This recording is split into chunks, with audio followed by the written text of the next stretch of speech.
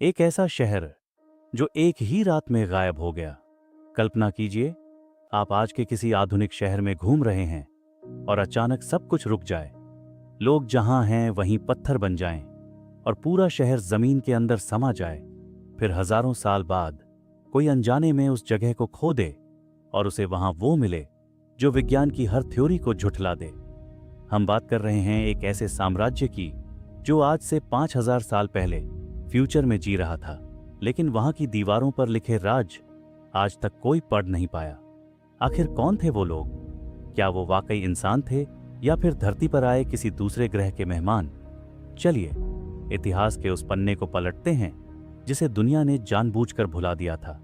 यह कहानी शुरू होती है उस मिट्टी से जिसे हम मामूली समझकर पैरों तले रौंद देते हैं। साल 1856 में जब लाहौर की तपती धूप में पटरियां बिछाई जा रही थीं, तब मजदूरों को कुछ ऐसी ईंटें मिलीं जो हजारों साल पुरानी होकर भी आज की ईंटों से ज्यादा मजबूत थीं।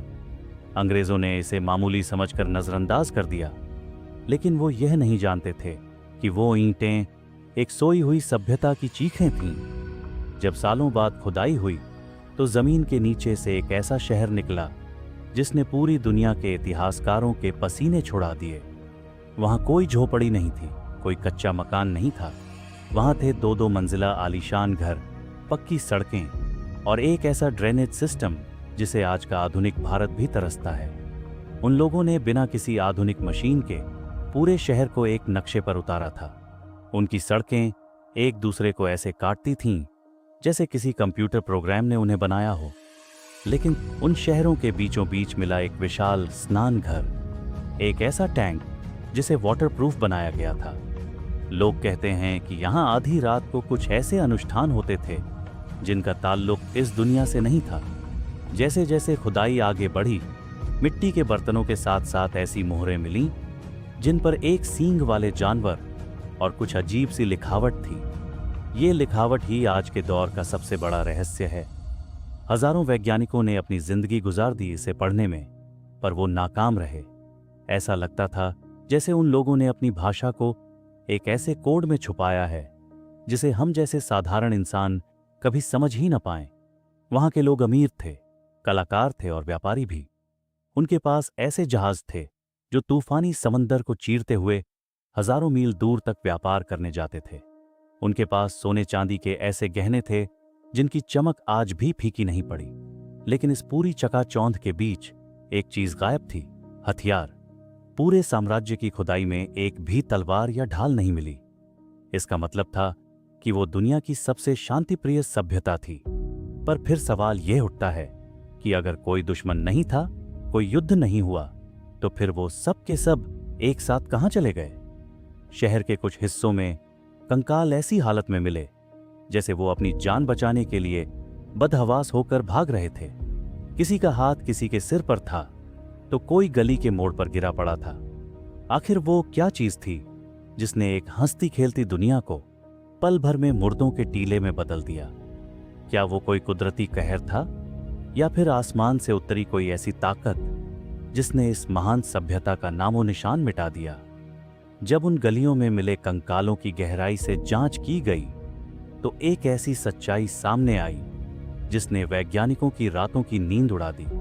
मोहनजोदड़ो के एक हिस्से में, जिसे आज हम मुर्दों का टीला कहते हैं, वहां के कंकालों में रेडिएशन का लेवल उम्मीद से कहीं ज्यादा मिला। लोग सोचने लगे कि क्या 5000 साल पहले कोई परमाणु धमाका हुआ था? क्या उन लोगों के पास कोई ऐसी ऊर्जा थी जिसे वो संभाल नहीं पाए? हालांकि यह थ्योरी आज भी विवादों में है, लेकिन एक बात तय थी, वह अंत अचानक और बेहद खौफनाक था। मगर उस तबाही से पहले हड़प्पा का समाज आज के समाज से कहीं ज्यादा संगठित था। अगर आप उनके बाजारों में कदम रखते हैं तो आपको शोर नहीं बल्कि एक सलीका दिखता है। उनके पास वजन करने के लिए पत्थर के ऐसे बाट, वेट्स थे जो पूरे साम्राज्य में एक ही माप के थे। आज के दौर में भी एक राज्य से दूसरे राज्य में नाप तोल बदल जाता है, लेकिन हड़प्पा के लोग हजारों मील दूर भी एक ही सिस्टम का पालन करते थे। यह अनुशासन कहां से आया था? कौन था वो अदृश्य शासक जो बिना किसी पुलिस या सेना के इतने बड़े साम्राज्य को चला रहा था? जैसे जैसे हम उन शहरों की गहराई में जाते हैं, हमें उनके ग्रेट बाथ यानी उस विशाल स्नान घर की असलियत समझ आने लगती है। यह सिर्फ नहाने की जगह नहीं थी। वैज्ञानिकों का मानना है कि हड़प्पा के लोग पानी को पवित्र और जादुई मानते थे। वो जानते थे कि पानी ही जीवन है और पानी ही मौत। उन्होंने नदियों के बहाव को मोड़ने के लिए ऐसे बांध बनाए थे जिन्हें आज के मॉडर्न डैम्स का पूर्वज कहा जा सकता है। लेकिन शायद यही पानी उनकी बर्बादी की वजह बनने वाला था। व्यापार की बात करें तो हड़प्पा के लोग ग्लोबल खिलाड़ी थे। लोथल के बंदरगाह पर खड़े जहाज़ों को देखकर लगता था जैसे वो समंदर पर राज करते हों। वो मेसोपोटामिया के लोगों को मेलुहा के नाम से जानते थे। वहां की खुदाई में हड़प्पा की मोहरें मिली हैं जो साबित करती हैं कि हमारा भारत उस दौर में दुनिया की अर्थव्यवस्था का केंद्र था। लेकिन उन मोहरों पर बना वो एक सींग वाला जानवर यूनिकॉर्न आज भी एक पहेली है। क्या वो कोई विलुप्त जीव था या फिर यह किसी ऐसी गुप्त पहचान का हिस्सा था जिसे सिर्फ उस समय के एलिट लोग ही जानते थे? हड़प्पा की औरतें केवल सुंदर ही नहीं बल्कि सशक्त थीं। उनके पास अपनी खुद की वैनिटी किट थी जिसमें काजल, इत्र और तांबे के आईने होते थे। वो आज की औरतों की तरह ही सजने संवरने की शौकीन थीं, लेकिन उनके घरों में कहीं भी कोई खिड़की सड़क की तरफ नहीं खुलती थी। हर घर का दरवाजा एक ढकी हुई गली में खुलता था। ये लोग प्राइवेसी और सुरक्षा को लेकर इतने पागल क्यों थे? उन्हें क्या किसी चीज का डर था? क्या वो बाहर की दुनिया से कुछ छुपाना चाहते थे या फिर वो जानते थे कि बाहर कोई ऐसा खतरा मंडरा रहा है जो कभी भी उनके दरवाजे पर दस्तक दे सकता है? अचानक मौसम ने करवट लेनी शुरू की। वो नदियां जो कभी उनके खेतों को सोना उगलने लायक बनाती थीं, अब सूखने लगी थीं। रेगिस्तान धीरे धीरे उनकी उपजाऊ जमीन को निगल रहा था। बाजारों में अनाज कम होने लगा और व्यापार की चमक फीकी पड़ने लगी। लोग अपने आलीशान घरों को छोड़कर सुरक्षित ठिकानों की तलाश में भागने लगे। लेकिन वो जहां भी जा रहे थे, मौत उनका पीछा कर रही थी। जैसे जैसे सिंधु नदी का पानी कम हुआ, हड़प्पा के उन भव्य शहरों की नींव डगमगाने लगी। लेकिन सिर्फ सूखा ही उनकी बर्बादी की वजह नहीं था। कुछ इतिहासकारों का मानना है कि जिस नदी ने उन्हें हजारों सालों तक पाला था, उसी ने अचानक अपना रास्ता बदल लिया। शहर के लोग प्यासे थे और उनके वो आधुनिक ड्रेनेज सिस्टम जो कभी उनकी शान हुआ करते थे, अब सूखे और कचरे से भरने लगे। जिस सफाई पर उन्हें गर्व था, वही अब बीमारियों का गढ़ बनने लगी। लेकिन असली रहस्य तो मोहनजोदड़ो की उन आखिरी परतों में छिपा था। जब पुरातत्वविदों ने खुदाई के दौरान सबसे ऊपरी स्तर को देखा, तो उन्हें कुछ ऐसा मिला जो किसी डरावनी फिल्म के सीन से कम नहीं था। वहां घरों के अंदर, सड़कों के बीचों बीच और कुओं के पास इंसानी हड्डियां बिखरी पड़ी थीं। ये कोई कब्रिस्तान नहीं था, क्योंकि यहां किसी को दफनाया नहीं गया था। ये वो लोग थे जो जहां थे वहीं ढेर हो गए।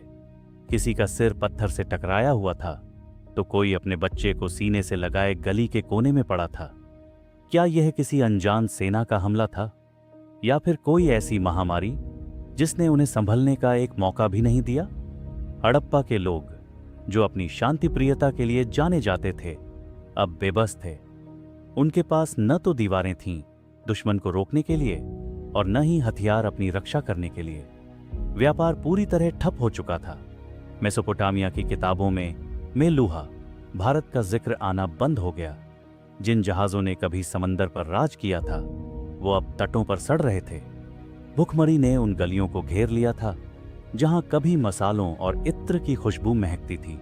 कुछ जगहों पर मिट्टी के बर्तन और पत्थर ऐसे पिघले हुए मिले जैसे उन पर किसी बहुत ऊंचे तापमान का प्रहार हुआ हो।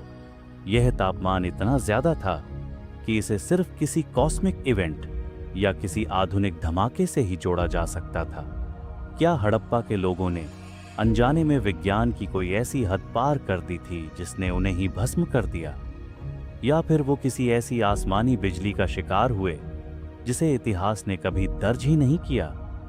लोग छोटे छोटे समूहों में बांट गए और पूर्व की ओर गंगा के मैदानों की तरफ बढ़ने लगे। जो लोग कभी महलों और पक्के घरों में रहते थे, वो अब झोपड़ियों में रहने को मजबूर थे। उनकी वो महान लिपि, जिसे आज तक कोई नहीं पढ़ सका, धीरे धीरे लुप्त होने लगी। उनके मापतोल के बाट गुम हो गए और वो महान इंजीनियरिंग का ज्ञान मिट्टी में मिल गया।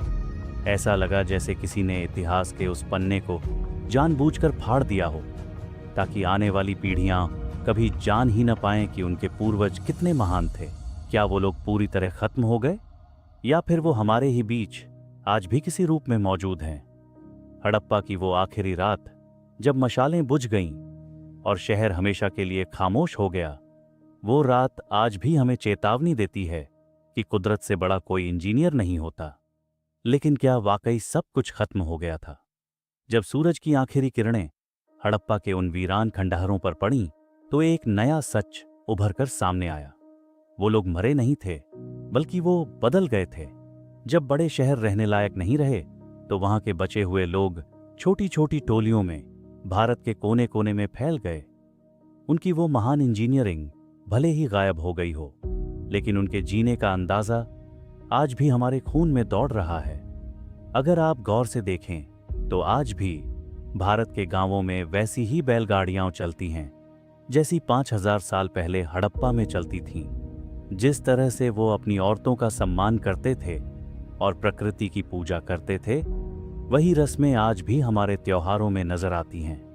वो महान सभ्यता मिट्टी में जरूर मिल गई, लेकिन उसकी रूह कभी नहीं मरी। वो हमारे ही पूर्वज थे, जिन्होंने हमें सिखाया कि समाज कैसे बनाया जाता है और अनुशासन क्या होता है। लेकिन सबसे बड़ा सवाल आज भी वही खड़ा है, मोहनजोदड़ो के उन कंकालों का राज क्या है? हाल ही में हुई कुछ रिसर्च कहती है कि शायद वहां कोई धमाका नहीं, बल्कि सिंधु नदी के बार बार रास्ता बदलने से एक ऐसी बीमारी फैली जिसने पूरे शहर को एक साथ अपनी चपेट में ले लिया। पर सच जो भी हो, हड़प्पा की वो खाली आंखें आज भी हमें एक चेतावनी देती हैं।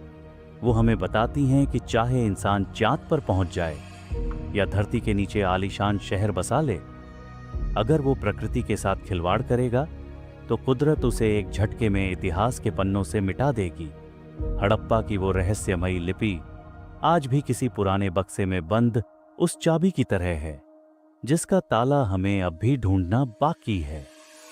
जिस दिन वो भाषा पढ़ ली जाएगी, उस दिन शायद हमें पता चलेगा कि हमारे पास उस दौर में ऐसी कौन सी तकनीक थी जो आज के विज्ञान से भी आगे थी।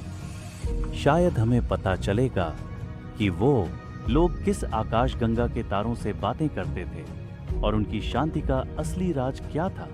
आज जब हम हड़प्पा के खंडहरों के बीच खड़े होते हैं और ठंडी हवाएं उन टूटी हुई दीवारों से गुजरती हैं, तो ऐसा लगता है जैसे वो हमसे कुछ कह रही हों। वो कह रही हैं कि अहंकार मत करो, हम भी कभी तुम्हारी तरह महान थे, हमारे पास भी ऊंची इमारतें और दौलत थीं, लेकिन आज हम सिर्फ मिट्टी के ढेर हैं। तो ये थी कहानी उस दुनिया की जिसने हमें भारतीय होने का पहला एहसास कराया। एक ऐसी सभ्यता जो आज भी हमारे दिलों में, हमारी परंपराओं में और इस पावन मिट्टी में जिंदा है। हड़प्पा गया नहीं है, वो बस सो गया है, अगली खुदाई, अगली खोज और अगली पीढ़ी के इंतजार में, जो शायद उसके उन अनकहे राजों को दुनिया के सामने ला सके। इतिहास का यह अध्याय यहीं समाप्त होता है, लेकिन रहस्य तो अभी बस शुरू हुआ है।